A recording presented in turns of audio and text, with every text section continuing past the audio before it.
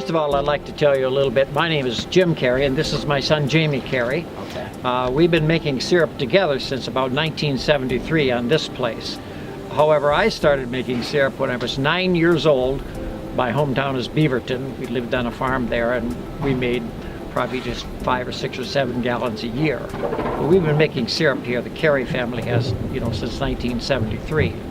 Each line comes down into the main line, and you can actually see it rolling through there. I'll get you a good spot where it's really rolling. You can take a good picture of it. And there are lines all here, up and down this driveway, all on this side of the land, that are all flowing down into one centralized tank down at the bottom. In a good year, we'll make 250 gallons, and we're probably going to do that this year. The worst year I've ever had was we made 150 gallons. Remember though, if you're talking about, it's 40 to 1, 40 gallons of sap to make a gallon of syrup. So last year we boiled down approximately 9,000 gallons of sap, to get to 250 gallons of syrup. So when we start the season, we have coils of tubing. Each one has a number on it, like number 1. And once you have the tubing laid out, usually it's Jamie. He comes along with a tapper. It's a gas-driven tapper. You simply hold it up to the tree and drill the hole. The hole should be usually about 2.5 inches deep. If you go deeper than that, it injures the tree by going into the heartwood. You don't need to worry about the tree healing up, because usually every year the tap hole that you did the previous year, it will usually be healed up. The person then that comes along next is called the tapper, and he drives the spile into the tree. And you tap it in until you hear a solid thump. It just bounces off when it's done correctly.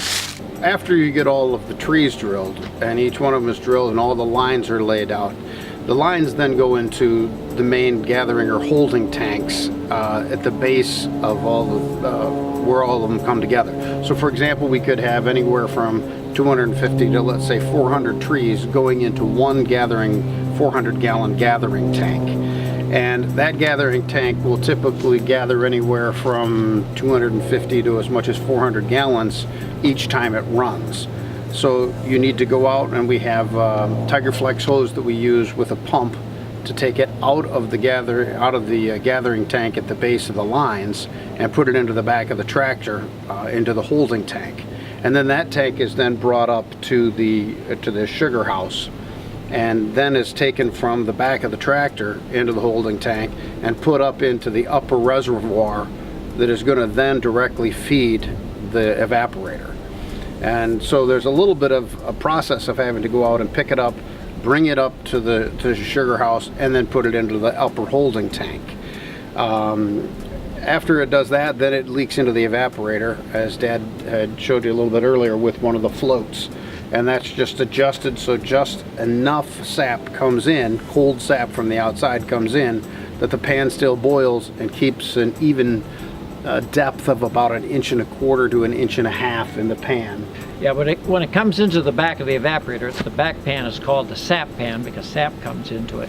There are a series of channels that it goes through, and then it goes on the outside into the syrup pan. And again, there are a series of channels that go back and forth. And when you get to the last channel, by then you can see that it is very, very syrupy looking. But it has to be measured with an instrument called a hydrometer, because finished syrup legally has to weigh 11 pounds a gallon. And this hydrometer has a red line on it, and it tells you if you're at the red line, then it's 11 pounds a gallon. It's then drawn off, usually a gallon at a time, and usually every 15 minutes. It's then sent through a series of filters, and then it's ready to be bottled.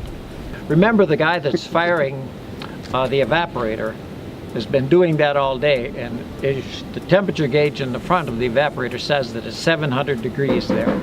And so you can see that it's a really pretty hot job. It's a lot of work, but at the same time it's a lot of fun, especially on days like this where it's absolutely gorgeous in the spring. The sun's out, the birds are out, the animals are coming out, and you can be out here with the smell of the sugar house and out in the woods with your family. Yes. Well, I'd just like to add that This has always been a family operation, but we started out, and my children have always worked in it. We started out in the open with a pan that was 2 feet wide and 6 feet long, you know, propped up on some cement blocks, and all my little children are sitting around there, and we're boiling it, and it was a very nice, you know, feeling to have the whole family work on it. And that's pretty well the way it's been. We write down when, for instance, we wrote down this morning that we took a gallon off at 11 o'clock, then one at 11:15, 11:30. We try to keep track. And my children's names are all over those. They'll write their name. Now even my grandchildren write their name. I think we're going to end up with 250 gallons, which is a good year. I made as much as 325 and as little as 150. But this looks like it's going to be a good year.